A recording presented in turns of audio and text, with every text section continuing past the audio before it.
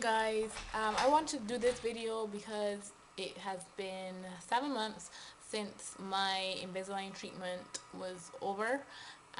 Yes, I'm still wearing the retainer, but so when I say treatment is over, I mean just wearing the actual trays and switching them out every 2 weeks. So when I left the UK, I was told I would have to wear the retainer for the first year. I would have to wear the retainers, sorry, for the first year, all day, every day. And then after that, I would switch to wearing it a few times a week. Then that will whittle down to wearing it at night, to a few times a night. So then what had happened was the retainer broke. At first, the top one broke, and then the bottom one broke. And the quality of the retainers, which is very similar, it looks like, basically it looks like an Invisalign tray, the clear tray, and the quality is not anywhere near to the Invisalign trays that you get during the treatment. They're very brittle, and I was very disappointed in that because you obviously have to pay if you break your retainers.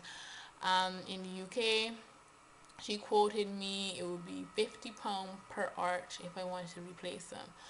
So when I came back home, I got a quote to get an option of a fixed retainer, which is a thin piece of metal wire that runs along the back of my teeth, and they use some kind of adhesive to put it on there.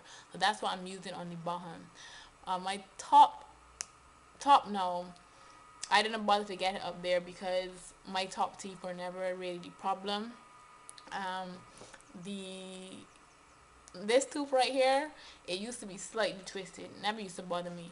So that's why I just decided to keep the retainer at the top. But since both of them broke, I'm using my last Invisalign tray. And the dentist did say to me that I should keep my last set of trays in case the retainers break.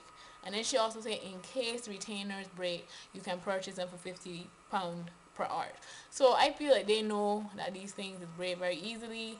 I have googled it, and people have said, oh, it's broken after 9 days, it broke after this, it broke after that.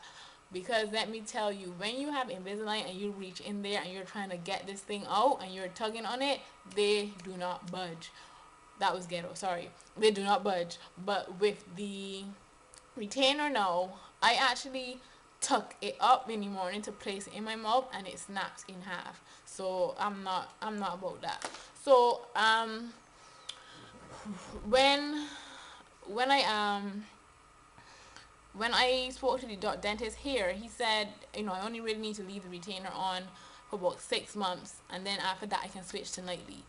So I kind of cheated, and I stopped wearing them daily since January because I was just so over it, and I just wore it at nighttime. And at nighttime it does feel a bit tight, so that's a sign that my teeth were still moving. So I passed the 6 month mark in March, end of March, and I just put this on nightly, and during the day I have it off. In the nighttime it still feels a bit tight, like it doesn't feel like it's sliding on and off without any kind of hesitation, but it does feel a bit tight. So I'm just going to continue wearing them at night because it's not a bother. What bothers me is I can't really be spontaneous with food or buy something on the road. I just was so over it. So so that's why I switched to only wearing them at night. And then, like I said, my top teeth were never really a big issue. So even if I guess my teeth want to try and shift, I'm really not going to be bothered. So don't necessarily take my advice for your Invisalign treatment, because it might be a situation where your top row of teeth or your whole mouth was just badly, like your teeth were really bad and you really do need a retainer. So don't take my advice. Just kind of do what you want to do. I'm just telling you what I did and how it's worked for me. So I'm wearing it now, as you can see. And that's pretty much it. If you guys have any questions, because I do have a few emails and stuff sometimes about it. In terms of pricing, I got mine done in the UK, so I can only give you a price on on the UK. In the US, I have no idea what the pricing is. All I know is that the Invisalign comes from California, so I don't know if it's cheaper in the States. Things are usually cheaper in the States anyways, but in the UK I paid just under £2,000 for it, and I received a discount because I paid in full. So that is pretty much it. The first set of retainers are included in the price, and then as I mentioned before, if you break retainers, then you have to pay extra on top of that. If you want the fixed retainer, you have to pay on top of that. I paid about, I guess, about £100 for the fixed retainer, but that's a one-off cost. The only thing I would need to pay is if for some reason the glue gets dislodged.